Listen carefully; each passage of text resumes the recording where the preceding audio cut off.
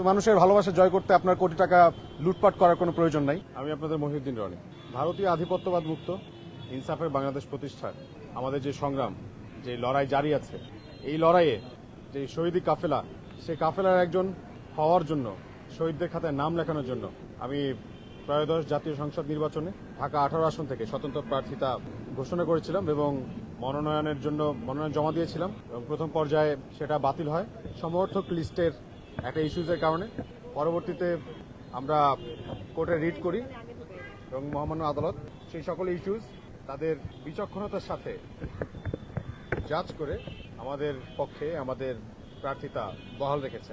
অতএব আমরা এখন এখানে আপনারা যারাই আছেন, আপনাদের কাছে আমাদের আহ্বান আমরা জানাচ্ছি যে আমরা এখানে প্রত্যেকে আমাদের মহান বিপ্লবী নেতা শহীদ ওসমান হাদির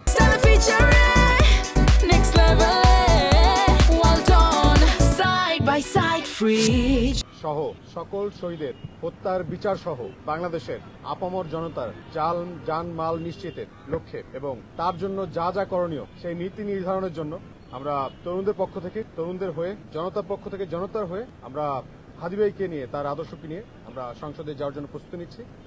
আমরা আপনাদের সবার দোয়া, পরামর্শ এবং সহযোগিতা প্রত্যাশা করছি।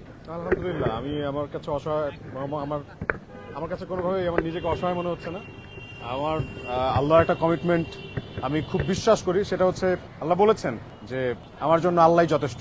সো আর জনগণের জন্য কাজ করলে যে লুটপাট করে কোটি টাকা কামাইতে হয় না, সেটা তো হাদি ভাই দেখা গেছেন, আপনারা দেখছেন যে মানুষের কি পরিমাণ ভালোবাসা তিনি পাইছেন, কতটুকু টাকা পয়সা নিয়ে এসে নামছিল, কিন্তু দেখছেন কত মানুষের ভালোবাসা সে জয় করছে। তো মানুষের ভালোবাসা জয় করতে আপনার কোটি টাকা লুটপাট করার কোনো প্রয়োজন নাই এবং অঢেল টাকা পয়সা নিয়ে আপনার রাস্তায় নামার দরকার নাই। জনগণের ম্যান্ডেট নিয়ে নীতি নৈতিকতা এবং আল্লাহর উপর তাওয়াক্কুল করে জনগণের জন্য লড়াই করতে নেমে গেলেই হয়ে যায়। আমরা ওই লড়াইটা করতে নামলাম একটা আধিপত্যবাদ মুক্ত ইনসাফের বাংলাদেশ প্রতিষ্ঠার জন্য। এই যে যাত্রা, এই যে লড়াই, এই লড়াই আপনারা প্রত্যেকে আমাদের সহযোদ্ধা, আমরা বিশ্বাস করি।